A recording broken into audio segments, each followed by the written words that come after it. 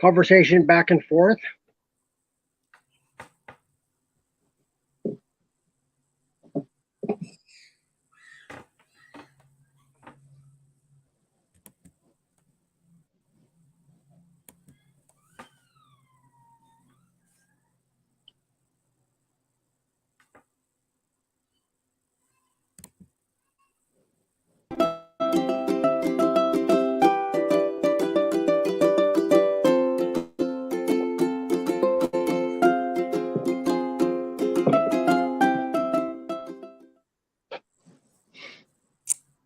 So, hello everybody. I hope everybody's doing okay. This is D. I'm trying to get us back up. There we go. There So you I'm trying to get us are. back up. Hold on, I forgot to turn on the light upstairs. I'll be right up here. Oh, Let me turn it on.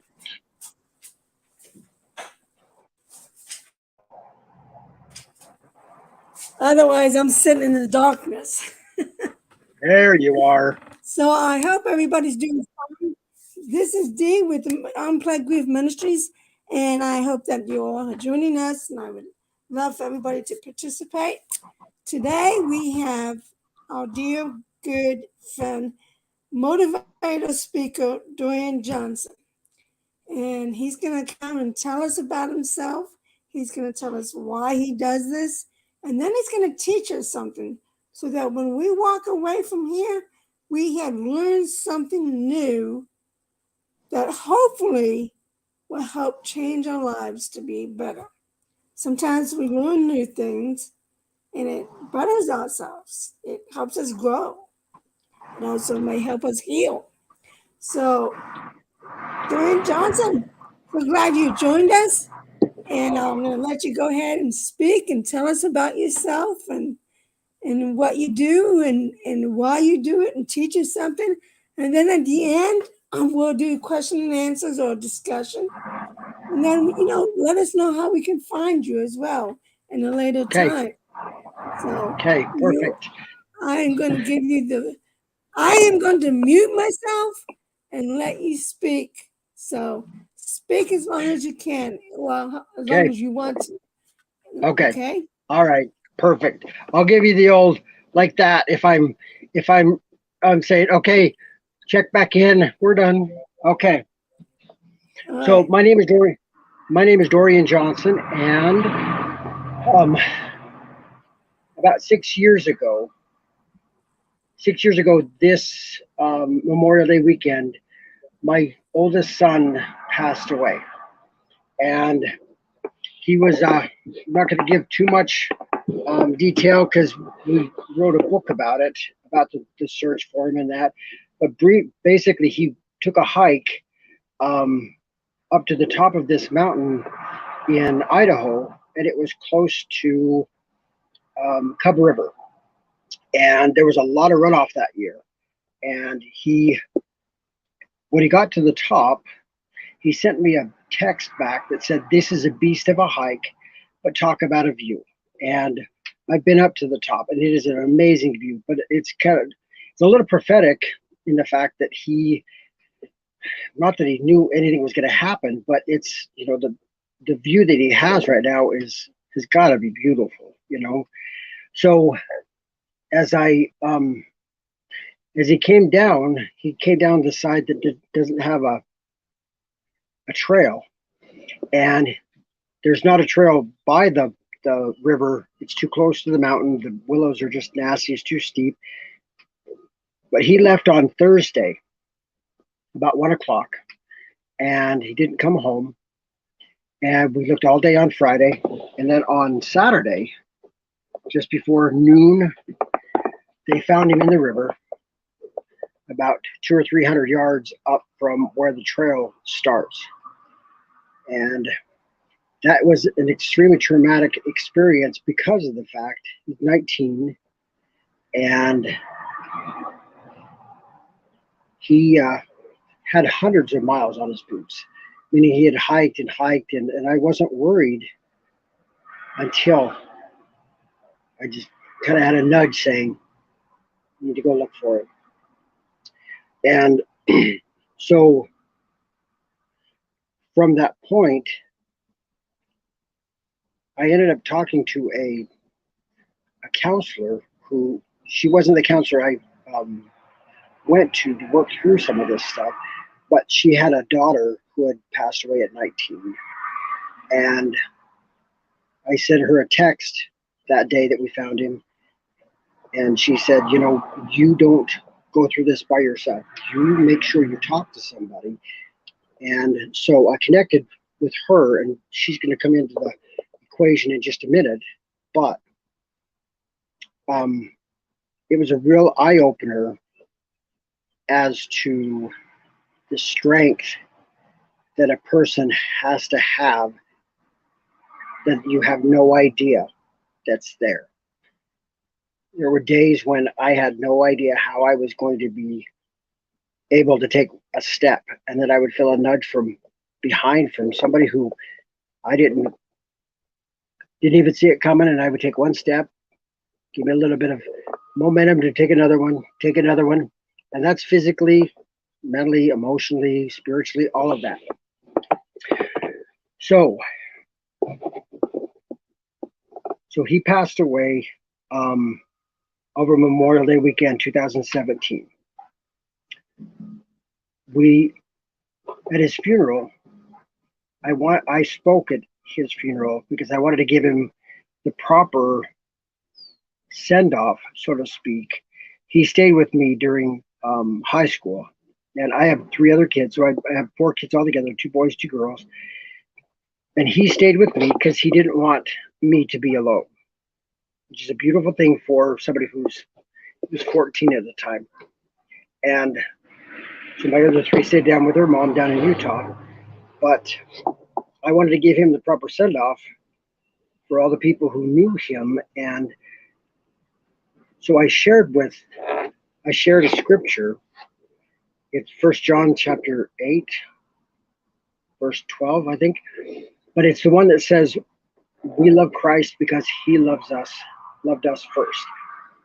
And my son's name is Bayland. And so I shared in my remarks the fact that we loved Bayland because he loved us first. And we trusted him because he trusted us first. And we were kind and compassionate and understanding and accepting and tolerant because he did all of that first. And so I start thinking about some of this stuff, saying, okay, wait a second, what is it? What all of these things are something inside of him that are just parts of him that we can define him by. What words do we use? Well, as I start studying a little bit, I realize that all of these are virtues. And so to look at the concept of virtue, I went back to the Bible and looked at the story of the woman with the issue of blood. And all she wanted to do was touch the hem of Christ's cloak, his garment, his robe. And as soon as she did, she knew that she was healed, and she tried to sneak off. Well, we look at that and we say, you know what? How amazing is it that she had that much faith? Okay. And so, yeah, that is a huge lesson right there. We have to have that kind of faith. But what stood out to me even more is the fact that when Christ stopped, and, you know, in my mind at first, he's looking around saying, okay, wait a second, that was different. Who touched me? But it wasn't like that. He knew who had touched him. And he looks at her and says, who touched me? And he wanted to do that because of the fact of he wanted her to testify of the relationship that they had, and that she acknowledged that she was healed by him. So with that in mind, he turns and he says, I perceive that virtue hath gone out from me. And that hit me so hard, and I'm thinking to myself, wait a second, what virtue is going to heal a physical ailment, a physical illness? And the beautiful part is that I was able to ponder. It just would not leave my mind for a couple of days. And then out of the blue, I was like, okay, seriously, what virtue is going to heal that? And the answer I got was, well, it doesn't really matter, does it? Because it was for her. That's deep. That is beautiful because it was so individual. And I thought, okay, I love the answer. And then I asked another question, which kind of sounds absurd.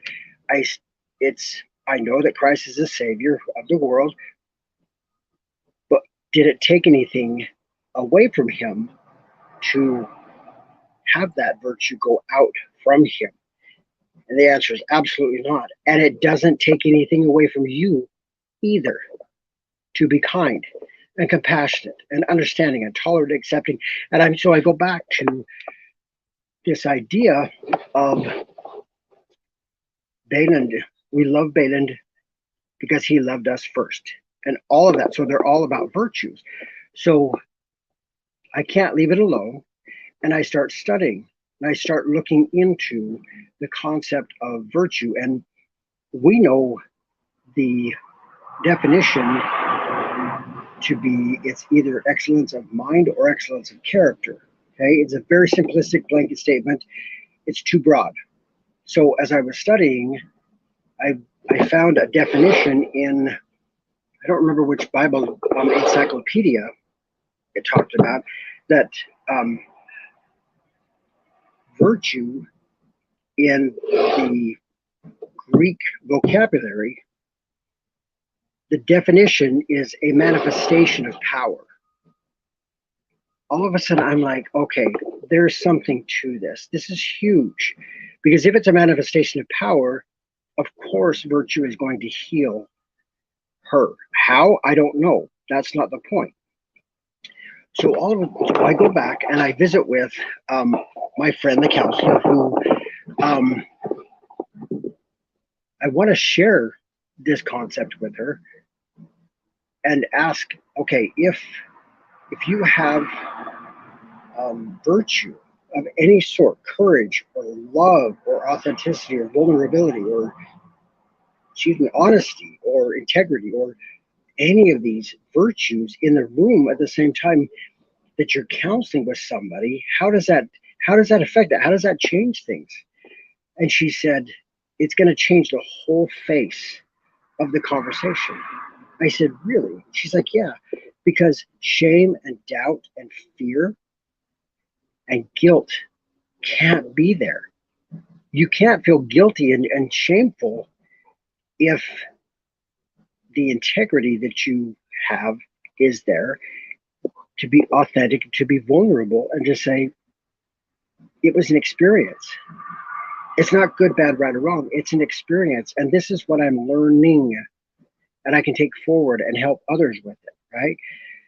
So all of a sudden, it goes from just this simple understanding to my mind starts creating something. And I'm like, okay, slow down. Wait, something's going on.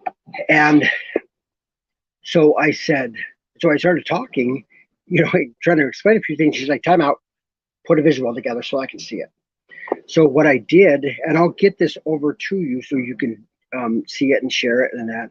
But what I did is I went and I found the 10 core virtues, which, wisdom and justice and fortitude and self-control, which is temperance and love and positive attitude, hard work, integrity, gratitude, humility. I think that's all of them. But what I did is I took those and I said, okay, what is it about this virtue that makes it a core virtue? And that if we have this inside of us, that it makes us so much more authentic and vulnerable, and we can become who we know we need to become. But I took it one step further, and because it kept coming to me that you can't just have a virtue like wisdom and have people to understand it. So what I did is I broke it down and said, what are the elements of wisdom? What are the elements of justice and love and integrity and gratitude and all of that? So I created a I took the periodic table of elements and I got rid of all the elements, and I put together color coded the elements of wisdom and justice and fortitude and all of it. So it looks, if you look at it, I've had a lot of people say, "Oh, that's the periodic table of elements." So glad that they recognize it, because what it is it's the I call it the periodic table of virtues, and um, what I use it for is to help show people not only who they are and help them define themselves, but also the process of who they want to be and what they want to be and the process of healing. Okay. For example, if I am having, if I'm triggered by something and it's just a rough night or whatever, and I feel like I can't get out of bed, I don't care. I can ask myself, what do I need? What do I need that's already inside of me? What do I need to wake up that will help allow me to move? This is something, grief is such a harsh thing, and we don't move away from it. We move with it, through it, and it's always there. Time can help us to learn how to deal with things, but it doesn't heal.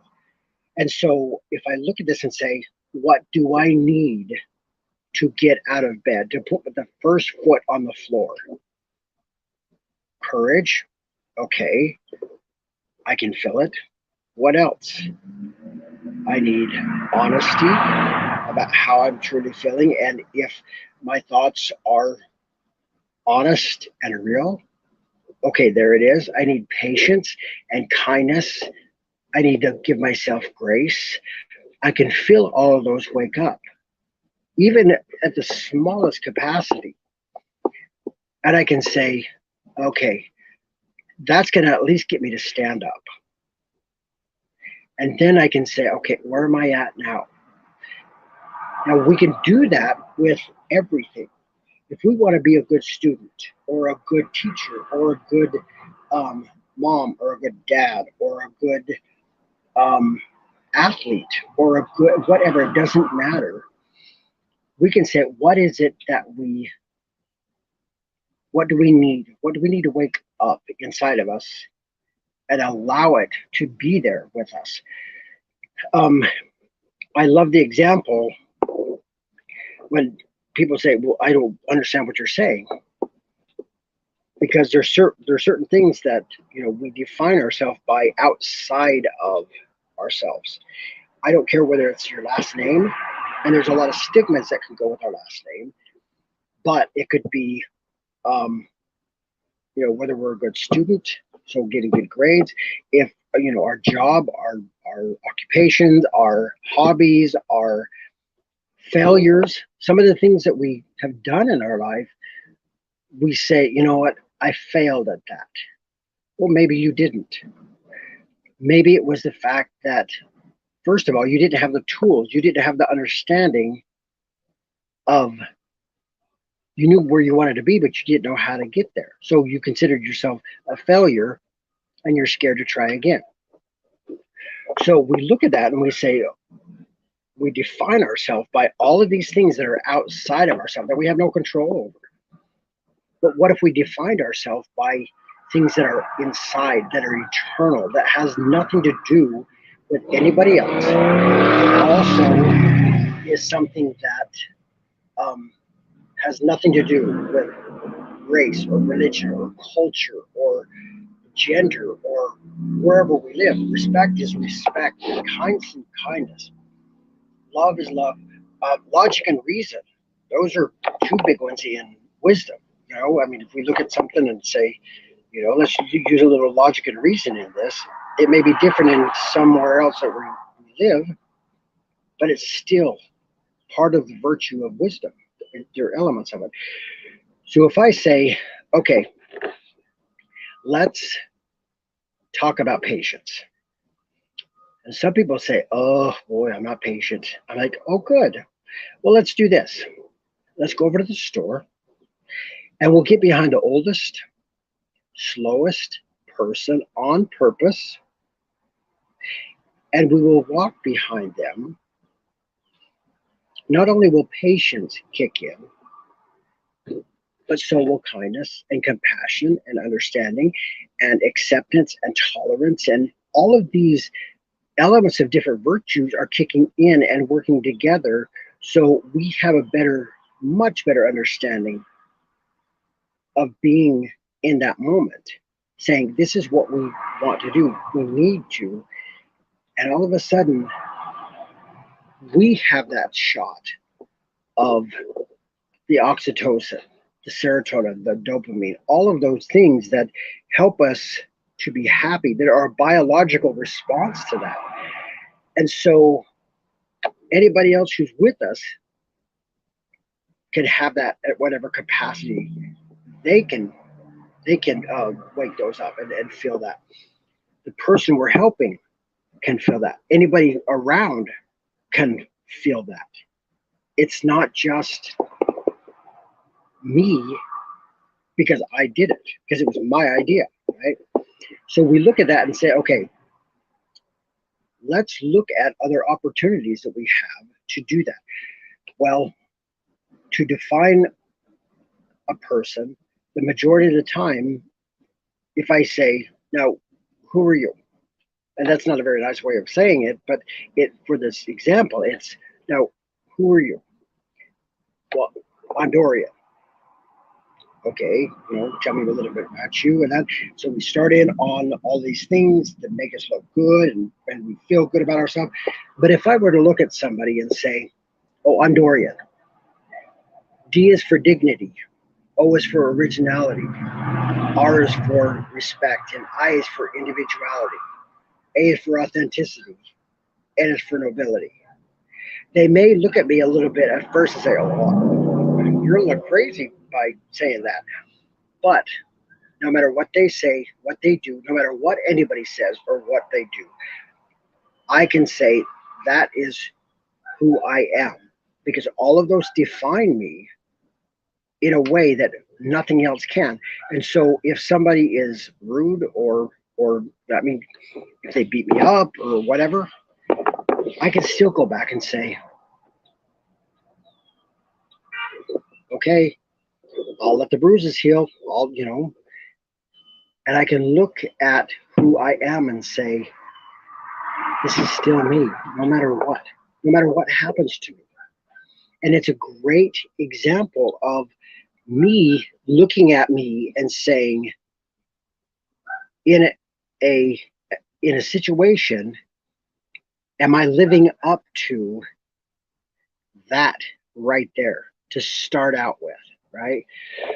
So to take all of these virtues and the elements of, and start defining ourselves with it, one of the beautiful parts about it is that we can look around and find these virtues and the elements in not just everything, but everyone around.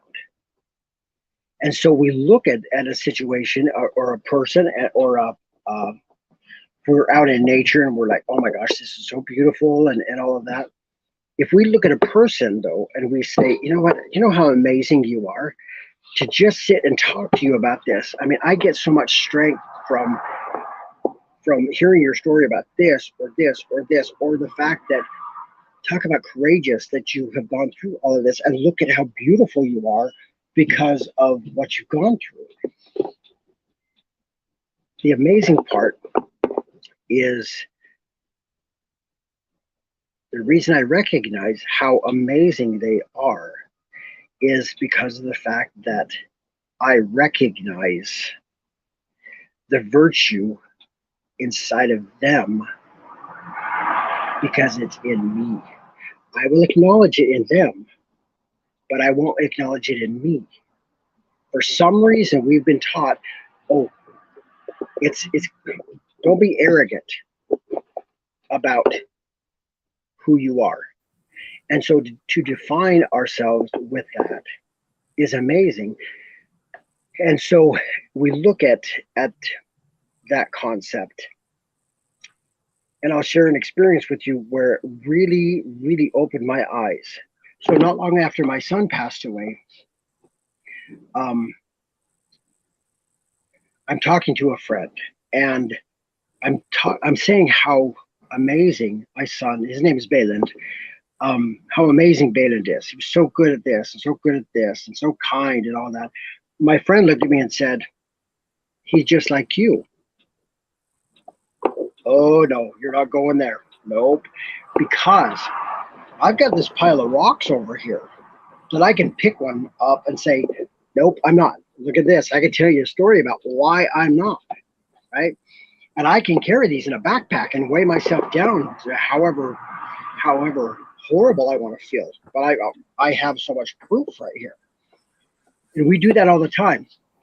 But he said, no, seriously, he's just like you. Not I'm like him. He's just like you. And I'm like, okay, we're gonna have to agree to disagree in this moment. When I met him, Baden and I had gone fishing, and we were coming home, and it was almost dark, and we passed by somebody who is walking along the side of the road on the highway. I have gotten to the point where I don't even ask out loud or, should I stop? Should I not? I just go by how I feel in that moment. And I just had the feeling, turn around, go get him. Okay. Found out that his oldest son was going to graduate with Bayland, and Bayland knew him. And then his middle son was playing lacrosse with Bayland. So he knew two of my friend's 3 kids. And so we had a little chat. We started talking fishing, which is important. And so dropped him off, and but to go back to my friend saying he's just like you, he turned it around on me and said, okay, let me ask you a question.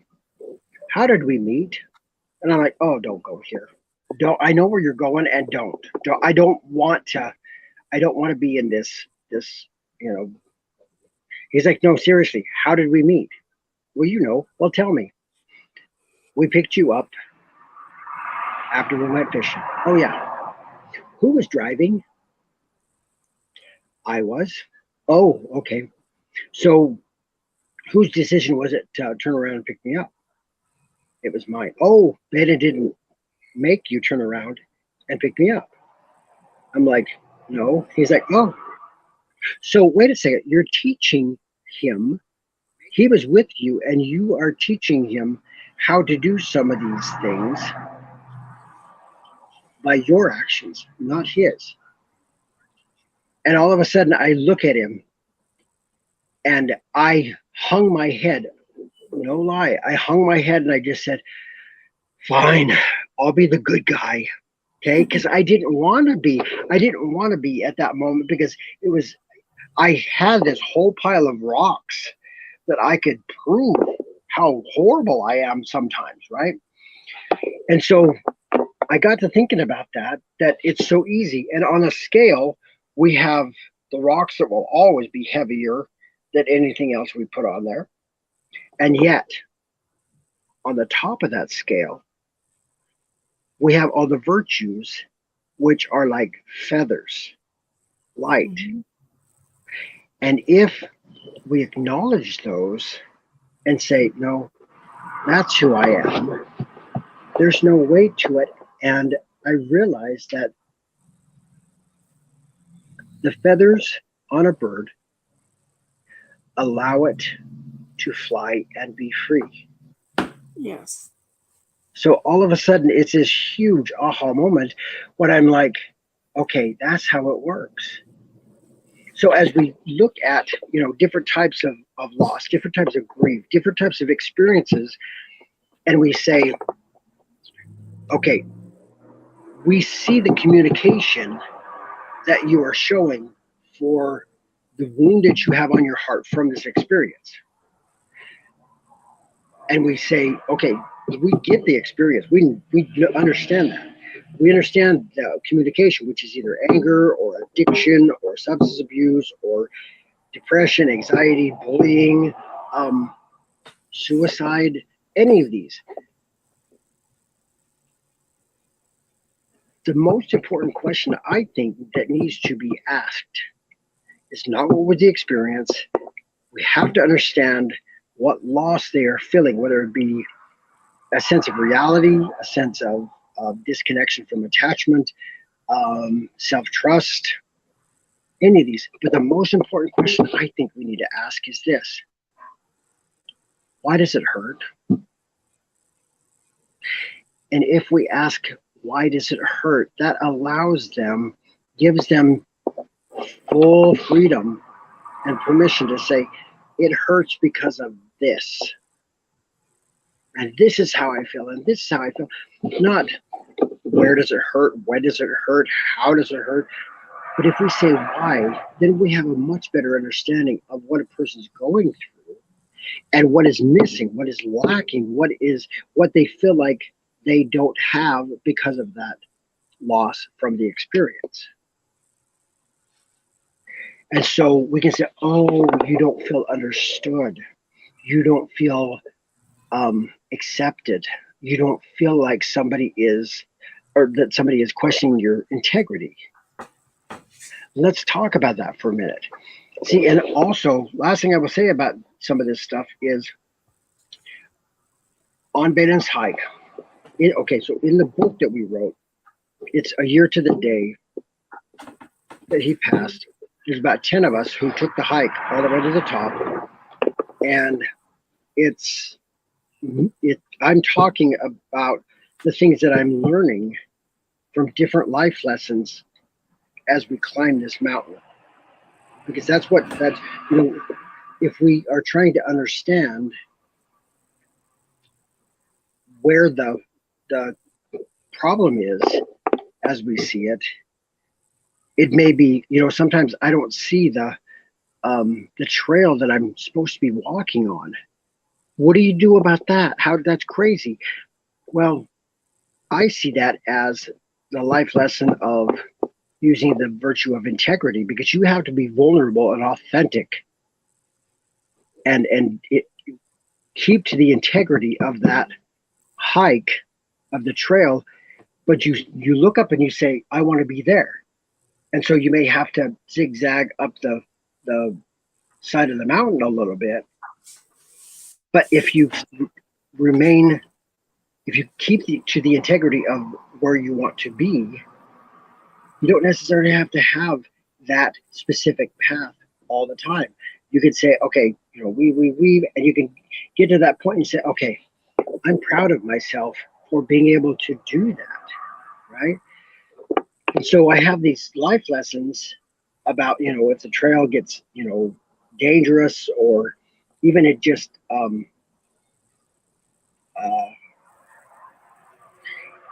if it's overgrown by trees and grass and all that stuff, and you may not be able to see past it, is that really an obstacle? Can I really get past that? Well, as part of that so-called obstacle, we may have to get a little creative on how we get past it, which is part of wisdom, and have the vision to see it. But we may get our feet tangled up in the grass in something, and we fall down and we hit our knee and we cut it, and we're mad, and why did we even do this, and that's horrible. But as we're on our hands and knees getting our composure while it's still hurting, we look over underneath this overgrown grass and we see a baby fawn that we never would have seen from the top down. Or we see a little nest and we know it's a grouse nest, or some kind of a bird, where we would have never seen that if we had not gone through the experience of losing our footing, falling down, scraping our knee, getting mad, getting stitches, we're just, that hurt. But the experience, the part of the experience we need to look at is in the big picture, what happened that would not have happened if we had not had that experience. It's I'm funny not. because it's really funny that you would say that because, whether it's life in general or even our spiritual life, God takes us on a path that helps us open our eyes to Yeah, see something good that He's providing us that we may never notice if we didn't slowly take the path. If we'd have taken a different path, we would have missed those opportunities. yeah, But yes, God, absolutely. but God led you on that path for a reason. Yes. And you know what? What's interesting as you say that, in my mind, I think, okay, that is it is a tough, tough hike. And I don't think I mentioned it, but I got a text about 20 after 5 from my son. And I know he was up on top. And the last text I got from him was, "This is a beast of a hike, but talk about a view." Okay. It's a little prophetic. Not that he knew anything that was going to happen, but all of a sudden, the view that he has now, but also when I got up to the top, I couldn't help but think, you're absolutely right. And I'm so grateful that it was such a tough hike that not everybody chooses to come up here. And it's not a paved path, and we don't take it on a golf cart, and it's not easy. Because there's so many things that I look at now and say, you know what, if I had not gone through this, there are certain things that I wouldn't Yes, understand. And I yes, can look at somebody and maybe they're going through something completely different, but I can look at them and say, I understand I don't understand, but what is it that you want and what is it that you need? And just sit with them, you know? and I So, wanted to tell you also, um, your friend was trying to compliment you on how much your son was like you, but for some reason, from just listening to you, I could be wrong, so you can correct me, was that he was trying to show the positive character yes, that your son was like you because of your positive character. And I yes, think because of the grief that you experiencing, grief sometimes clouds our brain, our eyes, and our ears.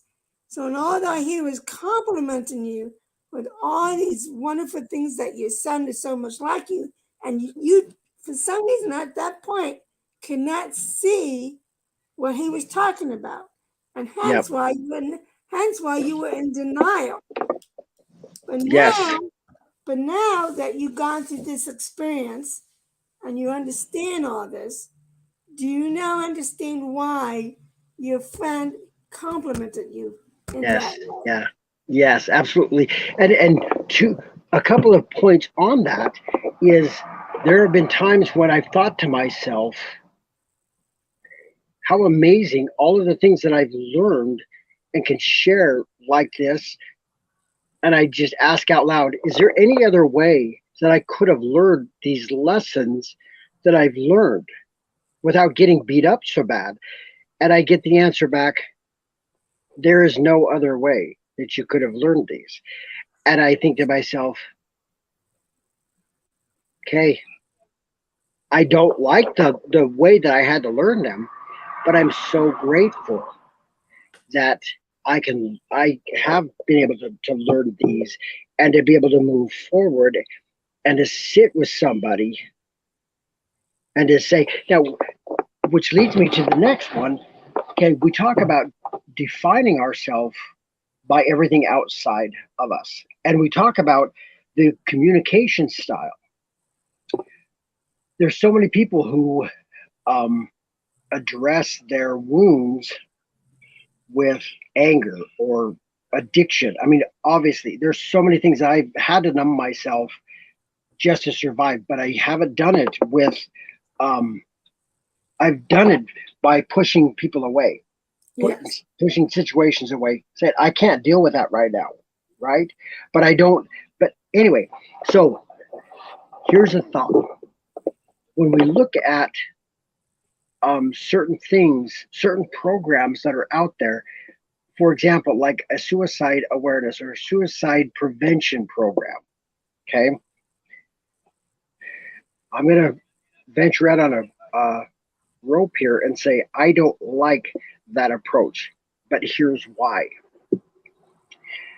Because if involved with a suicide prevention program or awareness, and we have people who are watching and making sure that somebody is not getting close to the cliff, okay, so and we have to sometimes we have to be careful what we say and walk on eggshells and that.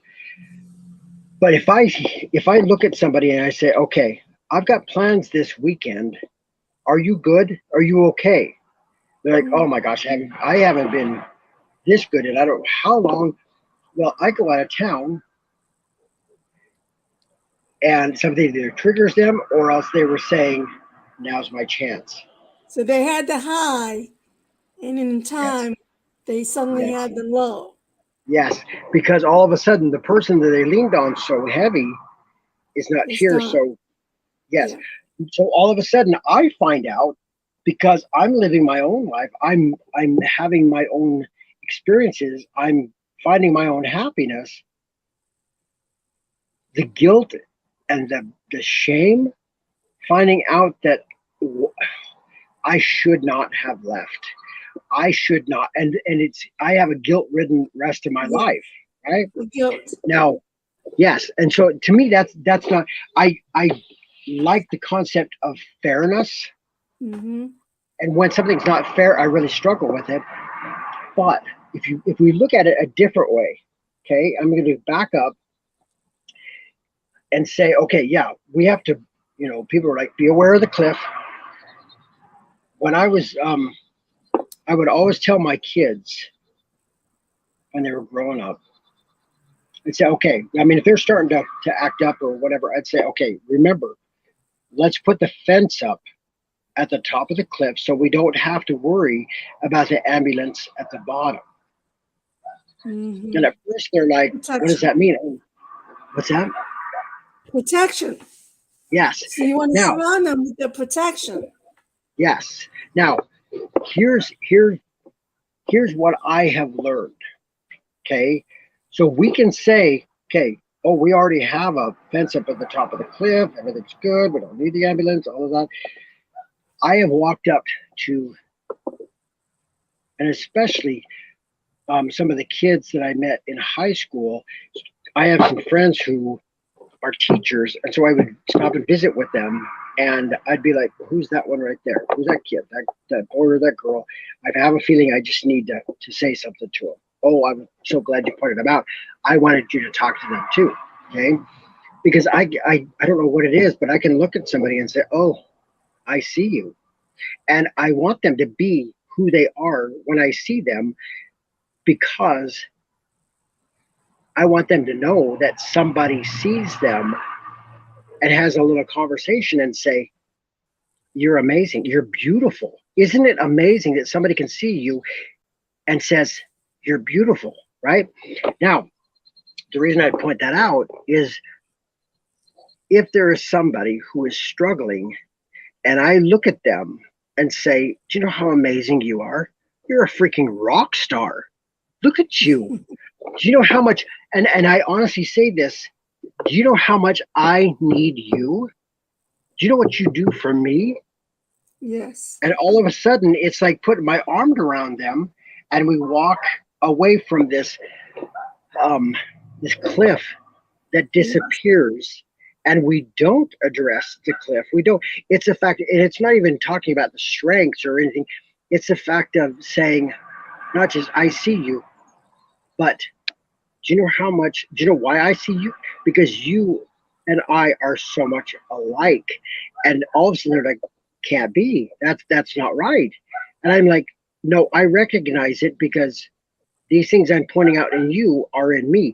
And I don't mind saying that anymore. Right? I don't see it as an arrogant thing. I see it as a, oh, that's beautiful. I can't believe that's amazing. Really? Me? Okay. And so to look at them and say, you know what? I need you to be you because I need you in my corner. I need you in my community. Please don't change. You're beautiful. And all of a sudden, there's no such thing as an awareness program, a prevention program. It's even good for like social interaction, you know? So when you talk to them, you bring in value to them. You're making them, Oh, not making them. Well, you're helping them realize that they are not worthless. So you're yes, giving them value that I value you as a friend yes, yes, because, and then like what you mentioned, and then that helps their inner self-worth to go out, not yeah, to be arrogant yes. or to the ego or anything, No, but no, so that they can see the beauty in themselves as yes, an individual who could yes, take that, share it, and help somebody else. That's like what we're yes. doing, planting seeds. Yes, absolutely. And as it doesn't take much to water a little bit, like when Yeah, you see somebody and say, "Oh my gosh, I'm so glad I saw you today." Do you know? And I say this all the time to people, and they're just like, it changes them so much when I just look at them and say, "Do you know you're one of my favorite people?" I don't have to say which list they're on. I can just say, you know what? You are one of my favorite people. I'm so happy that I got to see you today. You made my whole entire day. And guess what? I may say that to the next person. They may be my favorite. There are a few people who I call them by name, and I say, "You're my favorite Maya in the whole wide world. You're my favorite this in the whole wide world." And all of a sudden, they're just like, somebody thinks I'm their favorite. I love that. And so to look at that concept and say, it's not. I like to look at them and say, you are not who everybody else thinks you are and says you are. You are you, and I see you for who you are, and it's amazingly beautiful. And we're going to talk the same way the next time I see you. You know that, right? And they have this grin on their face, like they took all these things out of their backpack, yes. All the and all of rock, a sudden, yes, yes, all okay, those rocks you were talking about earlier. So now yes, the yes, you backpack were is not as heavy now. exactly. And Yes. and and sometimes now they can be aware and they can reach in their backpack and say, "That's the feather I want. Yeah. Here, let me offer just a little bit to you, Yes. and we're both going to get something, right?" Yeah. Yes. See, so to go back and look at this, the reason I started all of this was because of a traumatic experience I had that led me to the why behind all of it. Not why my son passed away, but the why of how virtue works and what it is, and the why is so important, vital in our lives to get out of our way, get out of our heads, and just be. Because I don't know how many times I will have days where I'm just like, "Ugh, I'm just, ugh." But out of the blue, there's a door, somebody's headed towards it. If I open it up, I'm like, okay, there I am. I recognize me again, you know? Yeah. I want to share with you, Dorian, when I was in a boarding school in high school, it was like more like a farm, but we were like in Sequatchie Valley, in Dunlop, Tennessee, and there's Cumberland Mountains. So every Sabbath we would take a hike and go up that way. But the funny thing is that the girls would always take the path of climbing the cliff. And I used to shake, my legs shake like no tomorrow. Because number one, I had a fear of heights. But I had fear of climbing that cliff. And the ones who were up there were pulling me up, and the ones that were below me were pushing me up, helping Yeah. me up. Yep. But you know what the funny thing is? Once I was up there, the beauty we saw of the valley, down in Tennessee, the mountains across, we can see where our farm was. It was beautiful. But here's the Forever. funny thing. We didn't have to climb that cliff the way we did. There was a trail that we could have easily gone up that we took back down. So when I hear you talk about this, of the path that God put you on that trail, I see the same thing that God did for me. Yeah. And He was trying to help me see that He is there to help me up through my hardest and darkest times. And yes, my legs may shake. And yes, my body may be going to no man lands. Crazy. Crazy.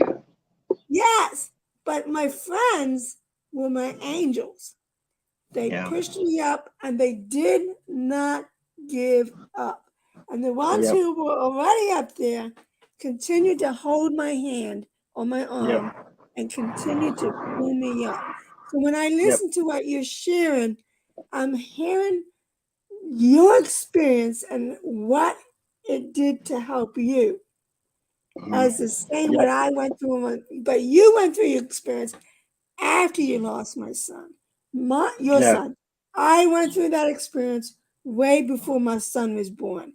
But still, God puts us on paths that Yep. we never understand at the moment. Yep. But once we do, and we look back, thank you, Lord, for helping me Yes. through Yes. that Yes. experience. And as I hear that, there's a book called Wild at Heart, and it's talking. I don't remember the gentleman who wrote it, but the reason I bring it up is because that experience of climbing up that cliff reminds me of what this gentleman said in there, and Bayland said when he talked to his counselor, he suggested that he read that. But it talks about all of us have a wound on our heart that we don't know how to heal because we've never been taught by the Yeah, people who are supposed to teach us, but they yeah, don't know how to either, right? because they were And taught. exactly. And so if we look at the concept of saying, and it's all around whether or not we feel like we are enough, right? Yeah, That's a big deal. I I am enough. Well, to go back to um and in this book it talks about the moment that this gentleman realized how important it was to teach his two young sons that they are enough and they have everything inside of them to make it up this little cliff, and that he looks at him and says, you are a rock star, look at what you just did, how amazing is that, right? But we look at that and we say, I don't even know what it means to be enough. Enough what? So I took the elements of all the virtues and I alphabetized them, and that's where I came up with, introducing myself. You know, I'm Dorian, and this is who I am, right? But I also, and I want to get this out a lot more because I think it's important, if not vital, that I made a sign that says I am enough, but I did I am, and then I spelled out enough with the different um, virtue elements. So E could be excellence or endurance, or N is for nobility and O is for original. So I have this, and I like, the reason I want to get it out there is because I think everybody needs to see that and say, what does it mean to be enough? But those words have meaning behind them that we could never put the meaning on if we tried. You know what I'm saying? Until we say, oh, remember that experience? That one, right? And to build upon it and to say, oh, okay, well, here's the word mother, but here's what it is, and here's father, and here's what it is, and here's this word, and to do names. I want to do that because I think it's such a good visual for people to say, doesn't matter. Once I get home, I look at that, and that's such a strength to me because of what I went through today in my life. But this is what I learned, Mhm. you know? Oh, yes. Ooh, that's a lot. Yeah. Well, we only have a few minutes left, and I want to thank you for being here and sharing Oh. that.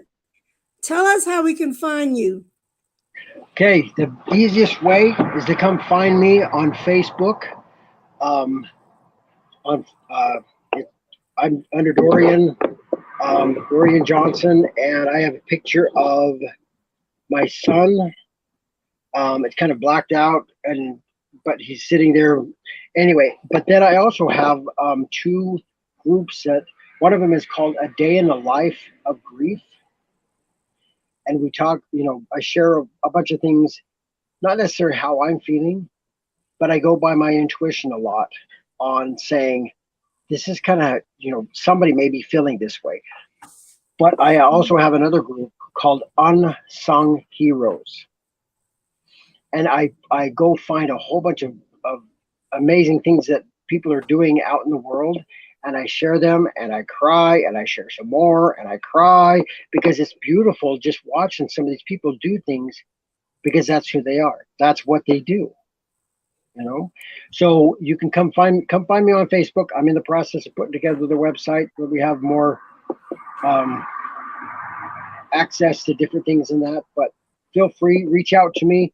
I'm good about answering messages and you know being a, answering questions and all of that. I'm very open and honest and vulnerable in telling my story.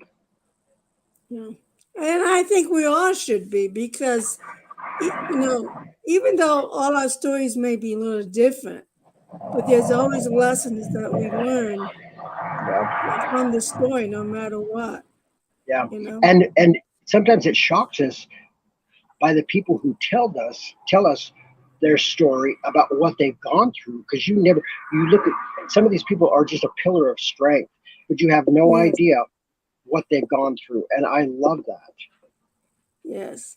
Yeah, that's why I always share, please, to people, in the different groups that I have, share your story because that's number Yes, one, please. sharing your story also helps towards your healing as well because you're Yes. finally Oh, letting it out. It's finally yes. letting it out. But also Yes. you when you share your story, you also share the lessons that you learn even through your grief, you know. Yeah. When I Yeah. lost my mother when I was younger, my grief was so much different, and people in the 70s could not, um what's the word I want to use, understand what my grief or what I was going through. But Um, once I lost my son, it was a different story. oh, You know, huge, it's a huge totally difference. different story. But Yeah. at the same time, I know, and I know a lot of people don't like to hear this, I know that also the lessons that I learned from my son that prepared me for his death, so that when he passed away, I knew for some reason that God had a place for me, but I didn't understand when, why, or where. I just Yeah. had to be Yeah. patient and trust him. Yeah. And I Yeah. think because he wanted me to go through that grief experience to understand it, and then also to, um, what's the word I want to use? It was a deep experience of understanding Oh, a lot of yes. things that made me go towards why I do grief coaching and stuff like that. Yeah. But Yeah. I want Let to me, thank you for being let me part of say. that. Can I say one last thing? Yeah. Okay. The reason that we need to tell our stories is I don't know how many times I've been talking and sharing stuff like this, and people will come up to me after, or even if it's a one-on-one conversation, they'll look at me and say, I'm not one who can share my story like you. I can't talk about it. but Because I they're not ready. understand a lot more. I understand a lot Yeah, more about my story just by hearing you. So that's important. yeah. And some people are not ready to share their story, and that's okay. So When they're ready, yeah, they'll yep, tell it, and even maybe write a book and stuff like that. Right? Many yeah, parents go through that experience. So, yep. but thank you, Thank you for Dorian, for having being me. part. Thank you. Yeah, and I'm So gonna want to amazing. rebook you and bring you back in because you have a lot of stuff to teach us, and I want to bring that in because I think that's really, really important. You You let know. me know. You let me know. Yeah. So, and I want to thank everybody that joined us and took the time to stop and listen because I'm hoping what Dorian shared or what I shared, both of us, that it was a blessing to you, that you understood a little bit more about your inside and your outside and your integrity, your legacy, and everything like that. So I want to say goodbye. Next week, we're going to be at the 2023 Virtual Global Grief Conference, which I know you're speaking at as well. What day are you speaking? I'm not sure. I've got to follow Okay, back up with Tony and find that out. okay. I know I'm speaking on Saturday at 4 o'clock Eastern Time. So, and I'm teaching people how to become an effective comforter because Oh, that's really needed in today's huge, society. huge. I agree with that. Yeah. So we hope, I mean, we posted enough with the QR codes. Go register and be with us. It's 3 full days. A lot of people will be speaking. There'll be workshops, seminars, podcasts, table talks. Come and gain the experience of learning and gaining that support that you may need or that you can take and share with somebody else. So Yes, ma'am. have a wonderful, wonderful weekend. I'm going to camp meeting tomorrow. So I am going to have my spiritual revelation tomorrow. There it is. And I baked enough cookies that I hope everybody will eat them. But anyway, I thank you, everybody. We see you in 2 weeks. We'll be back in 2 weeks. So take care and have a wonderful, wonderful um, weekend. A week.